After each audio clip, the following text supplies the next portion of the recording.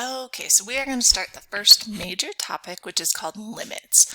Now, just a warning, um, the ideas that I'm going to teach you probably will take longer to explain than for you to do the practice on them, okay? So just keep that in mind. So although these notes might take pretty long to go through, when you actually get to your practice problems, if you've understood the notes, the practice will actually be pretty quick, okay? So that's kind of how it balances itself out. So on the objective, we're going to do three things. Estimate the limit numerically, which means using a table or a graph. So you will not have to come up with these graphs because they're pretty complicated. They'll be given to you. Learn different ways that a limit can fail to exist. So sometimes there will not be an answer and you need to know when. And then learn how to write a limit yourself. So the first thing we need to do is actually teach you about limit notation. So the idea of a limit is the value of f of x. So remember, that's going to be a y value as x approaches a certain number. Now, the word is approach. That's the key. It does not say equal, all right? So I'm going to write that down. Approach does not always mean that it's equal. They're not the same word. So the notation, the way you're going to see it is it's going to look like this. And I'm going to read it down here, up here. So it says the limit as x approaches c of f of x is equal to L. So LIM is going to be the abbreviation. They always use that. X is the variable. C is a number. That's going to be like your target. F is the function. And you're going to find L is going to be that limit, which is the approaching y value. So let's look at example 1. Okay. This is the limit as x approaches 1 of x cubed minus 1 divided by x minus 1. Now, what you'll notice, 1 is our target, okay? So I like to point that out. So this is our target. We're going to try to numerically, using a table, figure out what that limit is. Because basically, if we try plugging in 1, so we would have 1 cubed minus 1 all over 1 minus 1. Well, we'd get 1 minus 1 is 0. 1 minus 1 is 0, and we've learned, wait, I know I can't have 0 on the bottom, that's undefined, but what if I have 0 divided by 0? That's something that's called indeterminate form, okay? And the easiest way I can explain indeterminate means that there's kind of some math that's being hidden that says if you have 0 over 0, you can't actually determine what that value is. It's not necessarily undefined, but you need to do some more investigating, okay? So we're going to make this a dash. It doesn't really have a value at 1, but that doesn't mean we don't have a limit, because remember, it's what we're approaching. It doesn't matter if it doesn't equal something when you get 1. So what you need to do is you're literally going to just take a calculator and plug in these x numbers, like 0.75, and you can do this on any kind of calculator. And you want to go to a couple of decimal places, and you'll do that for all 8 of those numbers. But notice, if my target is 1, 0 is actually pretty far away, and 2 is pretty far away. So you want to get numbers that are getting closer and closer, but they're really close to your target, okay? So if we substitute, we would get, I'm just going to write these down to save time,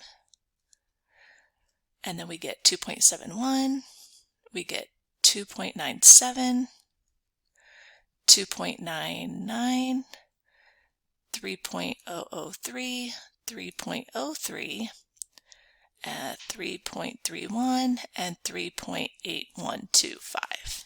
Okay? Okay, so as you notice, you want to look at these y values as you get closer. So we're a little bit more than 2, more than 2.5, close to 3, even closer to 3. So we're getting closer to 3. And then we want to look this way, and you always want to go towards your target. So we start around 4, we go less than 3.5, close to 3, even closer to 3. And so what you notice is from the left and from the right, our y values are getting really close to 3, a little bit smaller and a little bit bigger. But if we would go even further, like 1.00001 and point a couple more decimal places, we'd be even closer to 3. And so that is your limit. Okay? That's the idea. So let's look at the graph and see how that plays. I want to get rid of that. Okay, so when you have a graph, this is our same limit because they're telling us this is our function, and so that's your target. So you go to that x value and you keep that in mind, and you're like, oh, okay, so that's our target.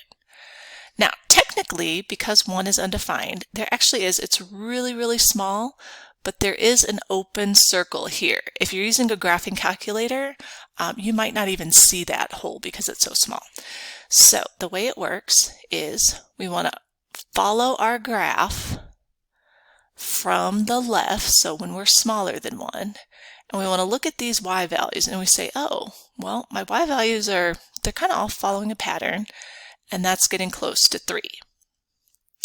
And then we want to look from above. So as x is bigger, we want to follow the graph, and we want to go towards the target, and we say, oh, well, they're following a pattern, and they're getting close to 3. And so that's how you know from a graph your target limit value. Okay? So you can use a table, which is pretty time consuming, so we're not going to be using that very often in the future. But graphs, if they give you that graph, that is your thought process. Okay, let's look at our next function. So we're going to have, as x approaches 0, they wrote it out in words. So I would have the limit as x approaches 0 of this function. Okay, so we always put our target in the middle. And if I plug in 0, I'd have 0 on top. That'd be the square root of 1 minus 1, which is also 0. So that is indeterminate. Okay. Now, if you have a graphing calculator or use Desmos.com, you'll see that the picture kind of looks like, I'm going to draw it down here. Because we have a domain restriction, it's going to kind of look like this. Okay. So we're going to use some table values. I want to pick numbers that are smaller, so I'm going to start at really close, but negative. Negative 0.01 and negative 0.1. And then positive, but really close. Okay? And you're going to just sub those in to a calculator. Make sure you use a parenthesis around your denominator, and you should get y values. So for time's sake, I've already done this.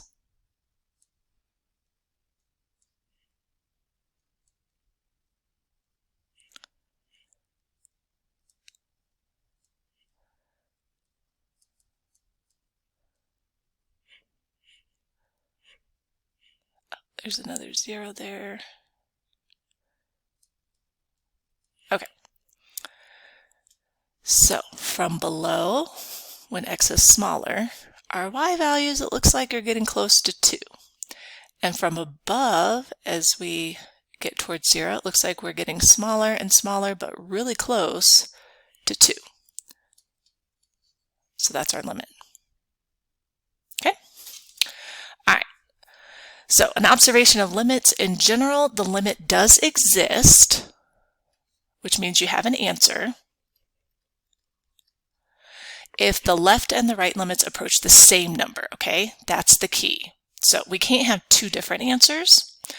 So this is regardless of whether the value of f of x is equivalent to the limit or exists. So remember, we didn't have a value of the function, and that's irrelevant. Okay.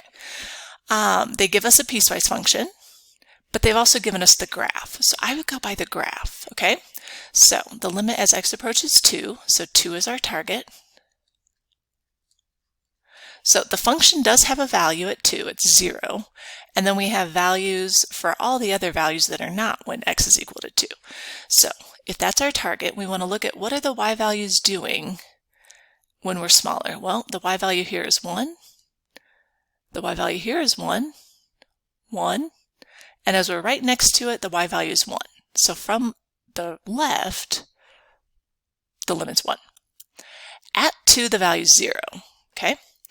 From the right, we've got 1, 1, 1. These are all the y values. So from the left and the right, my y values are 1.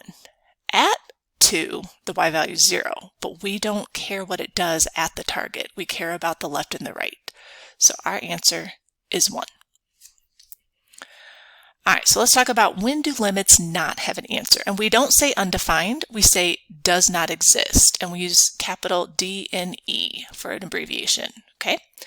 So when the left and the right limits are different, that's when the limit fails to exist. So let's look at our function. They gave us the equation, but they gave us the graph. So our target is 0. So if I look from the left, all of those y values are -1, okay? If I look from the right, all of those y values are +1. Since these are not the same limit, we can quickly say does not exist, okay? We cannot have two different limit answers, not yet. Unbounded behavior.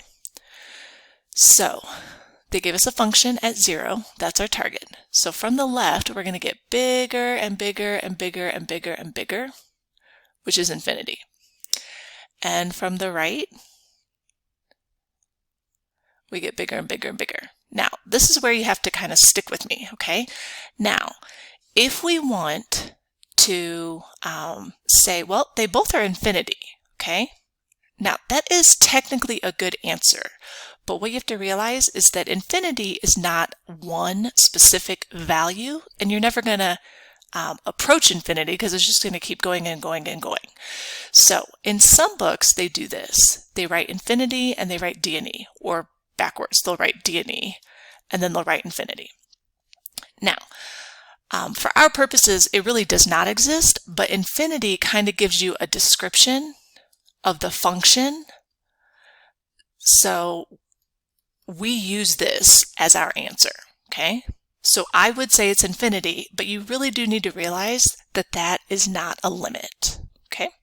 So I would just write infinity. Now here, we've got 1/x³, and our target is 0. So from the left, we're going to be getting smaller, so we've got -infinity. From the right, we're going to be getting larger. Now, these are not the same value, so we're not going to be able to describe the behavior since they're doing different things. And I would write it completely does not exist at all. There's no argument about this, okay? Now, oscillating is really hard to see, so they kind of exaggerate it. But what oscillating means is it goes back and forth really fast in a short amount of time, like this, okay?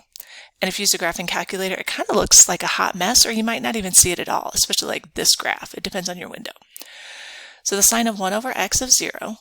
And so what happens is it's going back and forth so fast that we can't even see what number it's really agreeing on, and it's not because it's going up and down. So that does not exist. There is one exception to oscillating behavior. So see how this went like up to 1, down to 1, okay? And back and forth. This one, it actually is getting smaller. And so because it's getting smaller, we can actually say, oh, you know what? It's actually going to get so small at 0, since that's our target, that we can say it is equal to 0. Okay, so there is an exception to oscillating behavior. I know it's kind of tricky. Okay, so I've given you the basics. I want you to go ahead and try using your tables, using the graphs they give you, and do some of the practice. All right, and let me know what questions you have.